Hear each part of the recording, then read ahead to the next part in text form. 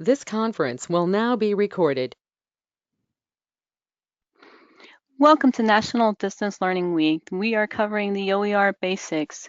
So today you have Sarah Prophet, she's the Director of Instructional Design Services from Systems Office, and Lisa Roberts, who's an Online Technology Coordinator from Bloomington.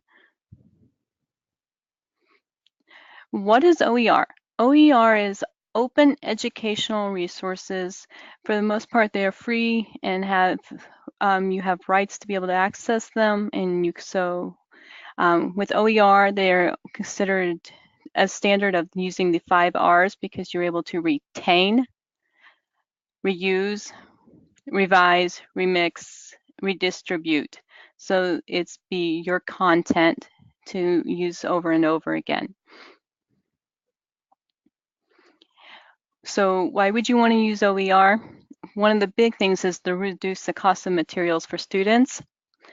Empower faculty, so you as the faculty member will be able to have ownership of the resources that are there, and you don't have to worry about signing in and creating accounts and having grade sync issues.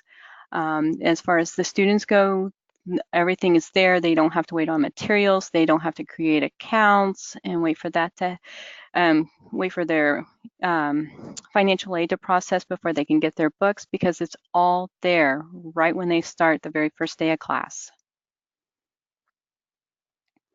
So what does it look like in Ivy Learn? So OER, whenever it's in the course, actually displays in Ivy Learn, just like the regular course materials you have. So here's a screenshot of one of the OER courses with the content in there. And as you can see, there's no difference. There's no link going outside to a different area in order to access the content.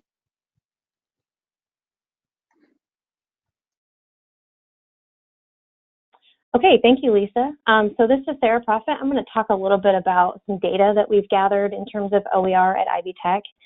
So first I'll talk about cost savings. What we've seen so far, looking back from spring 2016, and this is looking up until spring of 2018, we've seen huge cost savings for our students, and we've seen an increase kind of ebb and flow per semester. So far, fall is usually our biggest term, and especially fall of 2017. So in fall of 2017, we had over 12,000 students that were taking OER courses. And if you look at that at the average price of $100 per textbook from a traditional publisher, minus the $10 fee we were charging in fall of 2017 for OER, we did see savings of over $1 million in one term at Ivy Tech, which was huge for us. So we're continuing to add more titles every semester that we work on OER, and that to us is really exciting to see these cost savings numbers, and I know that it excites our students as well to see that that's happening. So we're excited to see what numbers we'll have this fall that we're currently in, but we do expect that that will be larger than it was in 2017. So looking further into the data, we took some data efficacy. This semester we looked at the numbers and trying to figure out how are our students performing in OER courses versus their peers.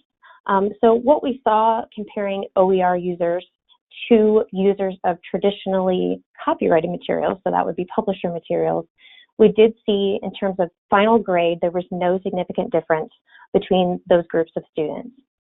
In terms of the C or better rate, so in our performance of our students, we saw a small effect in favor of students using OER versus their peers for the C or better rate, which is really exciting. We also saw a small effect in favor of students using OER on the drop rate. So what that means is students that were using OER were dropping at a lower rate than their peers. And also one other data point that we looked at was the course throughput rate, which looks specifically at persistence of our students. So not just retention, but whether our students are continuing on in their pathway at Ivy Tech. So there was a small effect in favor of students using OER on the course throughput rate as well. So for us, it's really exciting to have this data because what it tells us is that OER is not harming our students at all. And so nationally, when you look at OER data, you do see that across many institutions that OER students are either performing as well as or better than their peers. And so we wanted to make sure we were seeing those same things here at Ivy Tech. So it is exciting to have this information. We do have quite a few courses that have an OER material option available, so those are listed on the screen. And we do have 4 other titles that are being worked on this fall, and we're continuing to add more. Each year that we work on OER, we add new titles. So there is a way to preview materials in these courses, and there's a link here on the screen that Lumen, who is our OER provider, has supplied for us this link that has basically each of the textbooks that have been created by Ivy Tech faculty. There's a little icon for each course.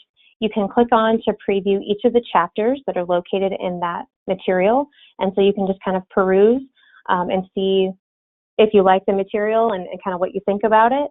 And just keep in mind that OER, as Lisa discussed, you're able to remix that material. So if you wanted to make changes, that is an option as well. So if you're interested in using OER, you'll want to speak with your program chair on your campus.